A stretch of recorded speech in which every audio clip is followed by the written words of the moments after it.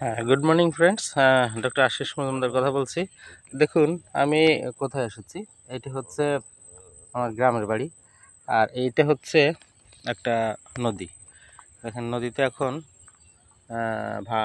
ভাটা হচ্ছে। হ্যাঁ ঠিকই তো, পানি উল্টো দিকে যাচ্ছে, এদিকে একটা গেট আছে সেদিকে যাচ্ছে।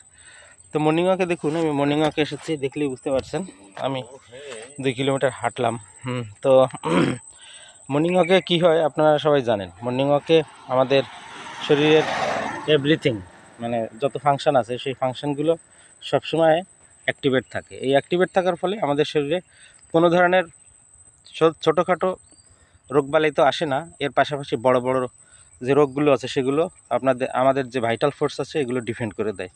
তো এই জন্য প্রত্যেক দিন সকালবেলায় আর্লি ঘুম থেকে উঠে 1 ঘন্টা 45 মিনিট আপনি শক্তির চর্চা বা দৌড়ঝাঁপ এগুলো করবেন। এগুলো করলে মেটাবলিজম ভালো থাকবে, হার্ট আমাদের মেইন যে অর্গান অফ দ্য বডি সেটা ফাংশনগুলো ঠিক থাকে, ব্লাড সার্কুলেশন ভালো থাকে। এটা মাথায় রেখে সবসময় আমাদের এই প্রত্যেক দিন অন্তত একবেলা শক্তির চর্চা করতে হবে। আর যারা নিয়মিত কাজকর্ম করেন ওদেরটা ভিন্ন, কিন্তু আমরা যারা চাকরিজীবী, যারা আপনার মনে করেন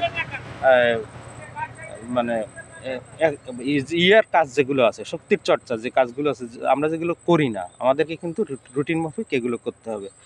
আজকালকার দেখেন মানে রোগ ব্যাধি দিন দিন যে হারে বাড়ছে, মানুষের লাইফস্টাইল এগুলো তো এখন আগের মতো নাই, এখন পুরো চেঞ্জ হয়ে গেছে।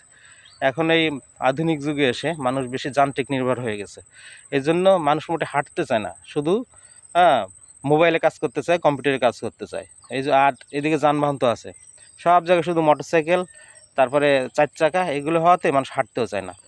তাই আমি বলবো যে সব কিছু যাই থাকুক না কেন, আপনার উন্নতি হোক, ডেভেলপ হোক, বিজ্ঞানের প্রসার হোক, কিন্তু আপনি সবসময় খেয়াল রাখবেন আপনার মর্নিং ওয়াক বা এক্সারসাইজ। এটা না করলে আপনার এই বডির যে মেশিন সেটা ভালো থাকবে না। তো সবাই ভালো থাকবেন, সুস্থ থাকবেন, সবার জন্য শুভকামনা করি। আজকের মতো বিদায়, শুভ সকাল।